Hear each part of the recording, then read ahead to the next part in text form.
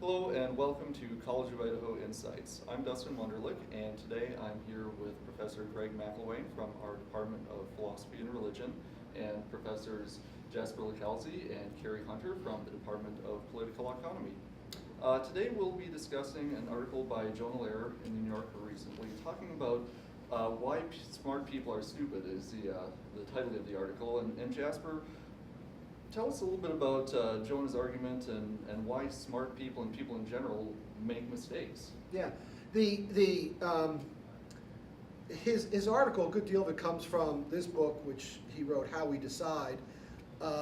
Another good portion of it is from Daniel Kahneman, who won the Nobel Prize in Economics, Thinking, comma, fast and slow. So you have to pronounce it that way. Both are on my list of books we talked about before. So luckily I read them already before you came here. I did my homework as compared to these two guys. What they really deal with is how there's really almost like two brains, or at least how Kahneman puts it, is two systems that we have. System one, which is kind of our autopilot, which was based upon our experiences, what we've done before, and just kind of our intuition. Where system two is kind of our reason and how where we really compute things and actually figure out be more like a rational choice person. And what Lehrer and Kahneman both deal with is that we don't always act as the rational reason brain. That sometimes we just go with our gut.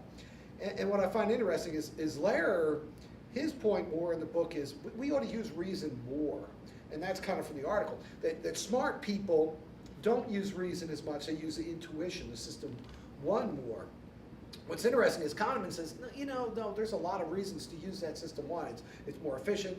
People who have had brain disorders and have a system to go crazy. You can't do that. You can't make a decision that way anyway. And I think what he's trying to say in the article, which is, he throws a smart-ass title on there, so he makes you want to read it. Smart people do dumb things, or whatever it is that sometimes we use this system one. We use intuition instead of a reason. And he gives the thing about the baseball and the baseball and the bat together. They're $1.10. The bat costs $1 more than the baseball. How much are each? And just intuitively, it's $1.10. Where if you figure it out and you use your old algebra and stuff, X you say, no, plus Y equals. It's $1.05 and 5, and you go, oh well, yeah, of course it is.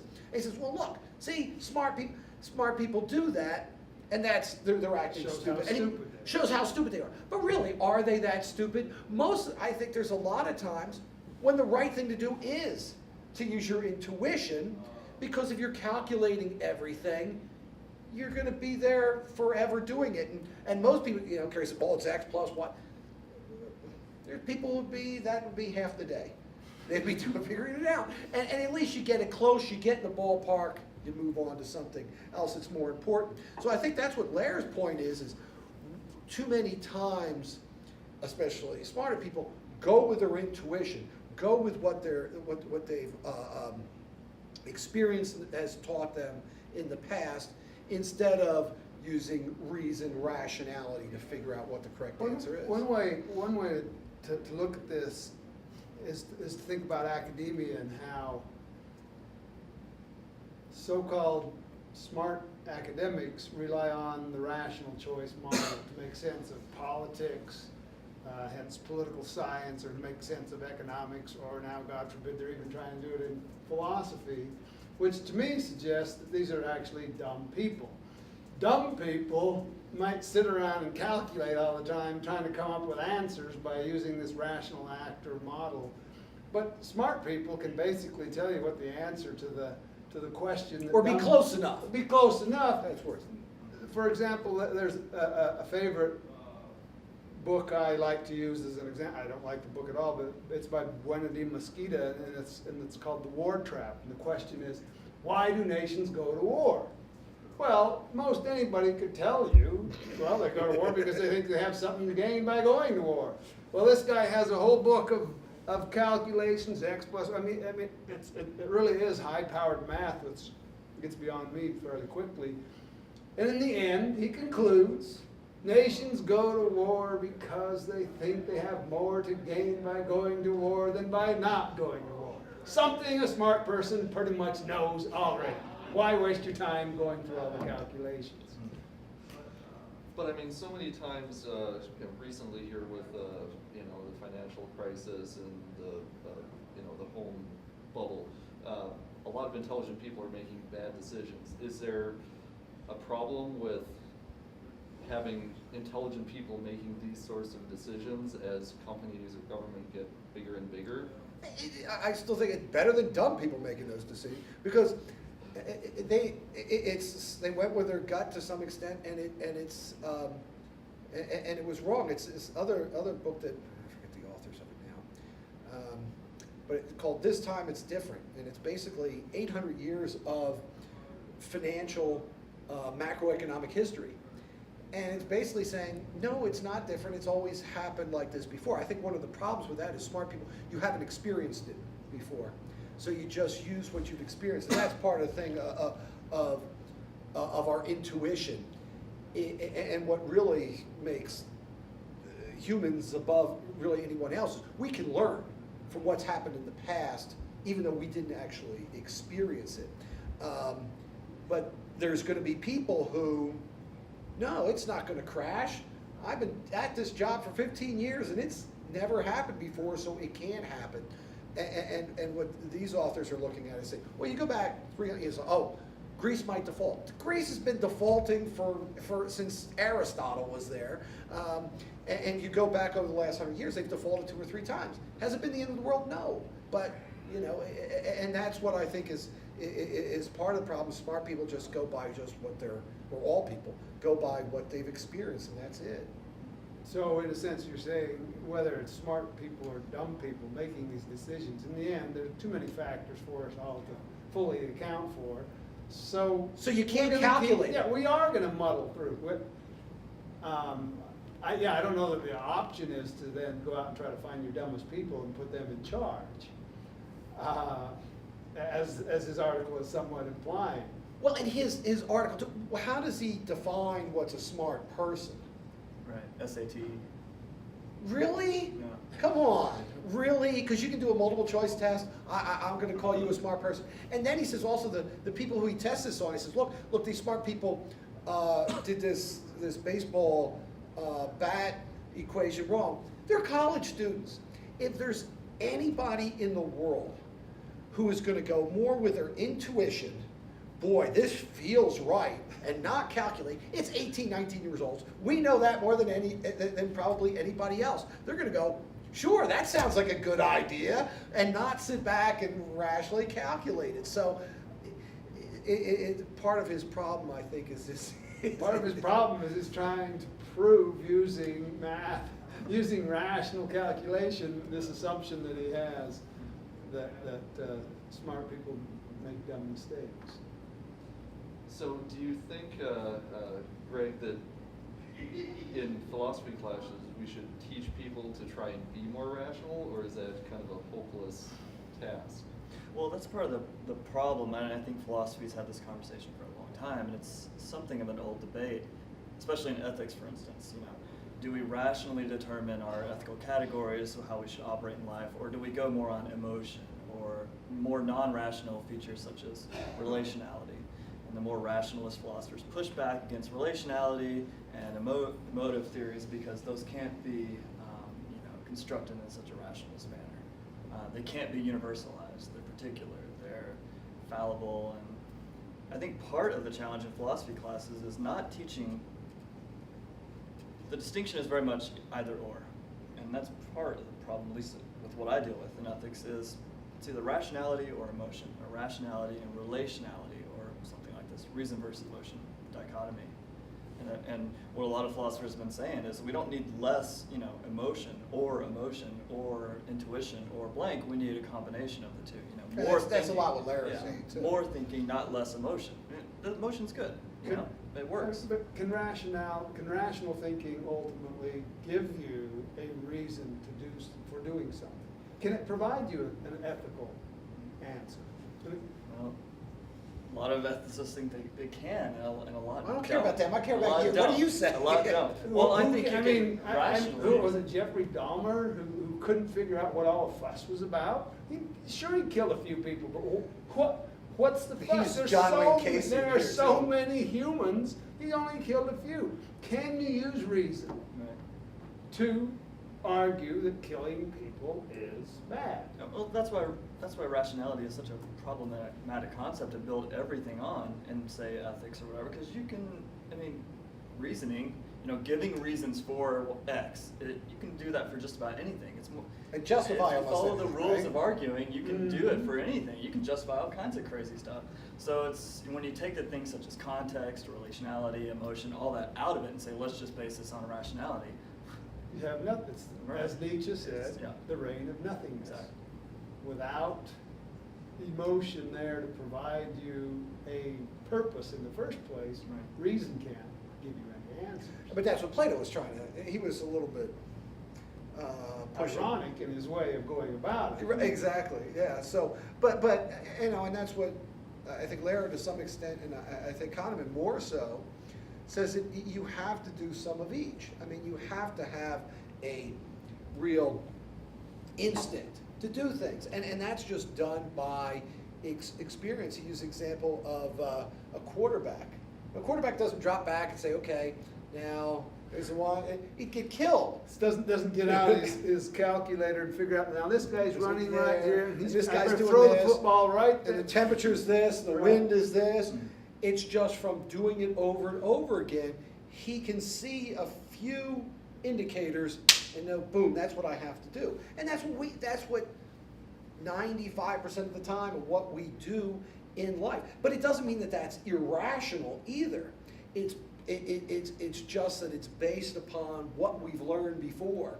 That I could do, we were talking about this, it's like when you're driving in your car, and you're just like an open highway and stuff. You're not thinking about what you're doing and driving as much. But if it starts raining and there's a lot of traffic and stuff, all of a sudden it's, and we're talking about, and you turn off the radio. Yeah. And why do you do that? Because you have to concentrate, and that's distracting you.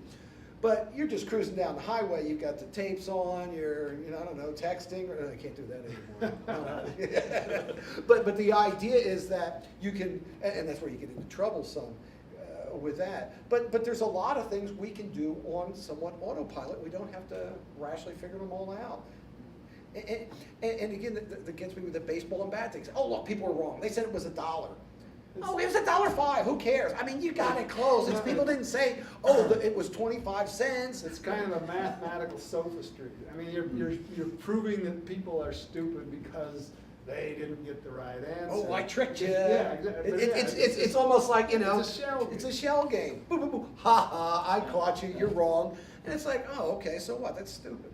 And that's what, and I'm surprised that the SAT kids didn't do better on that, because that's the type of stuff that they do in there and tries to They show know you you're that going to be smart. tricked, so they're trying to figure out the tricks. Yeah. So it doesn't make much sense to this. But I think both of these guys are really on.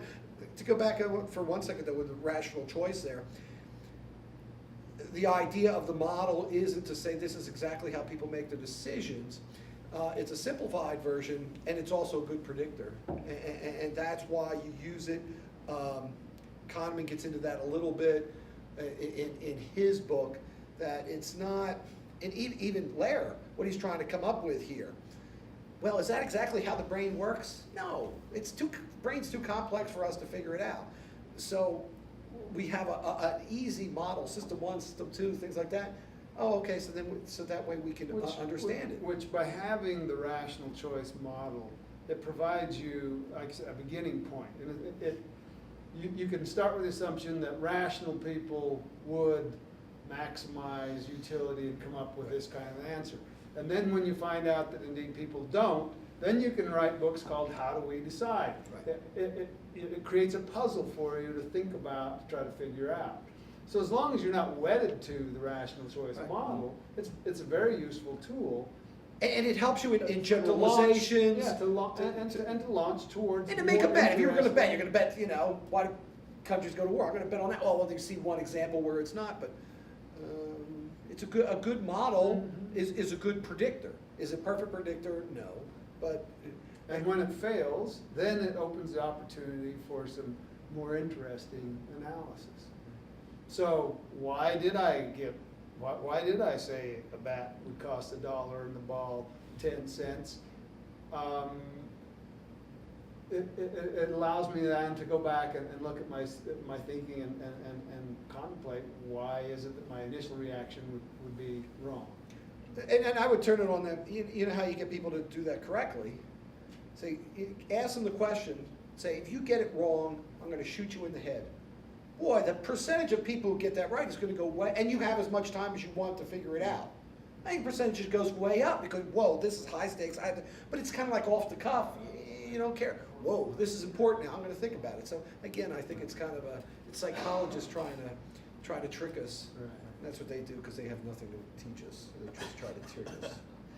I think the importance of the decision is a big part of it too, right? I mean, how many shortcuts we take in doing simple arithmetic is very different than the shortcuts we take in making, major ethical decisions or where you're going to move or what you're going to do with your career. I mean, those things, people deliberate more on them, think about all the angles and start to add in all these variables, and all of a sudden a situation is more complex than you realize. And I think that's what we should be teaching in philosophy classes is when we talk about ethics, we do take those shortcuts quite a bit in ethics. I think people do it. I mean, if you watch it's a bad example, but Fox News, MSNBC, and their ethical judgments are pretty quick, and then it's like, oh, well, there's these variables, and all of a sudden it's not so easy if you're the president or if you're the Speaker of the House or whatever. So you're saying, that students or everyone should be using more of the reason sides and less of the intuition when it comes to ethics.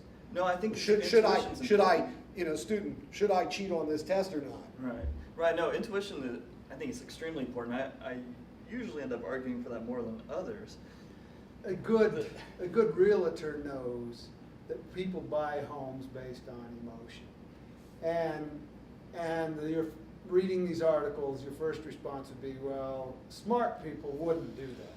Smart people would get out a piece of paper and they would write down every factor, why I should buy this home, why I should.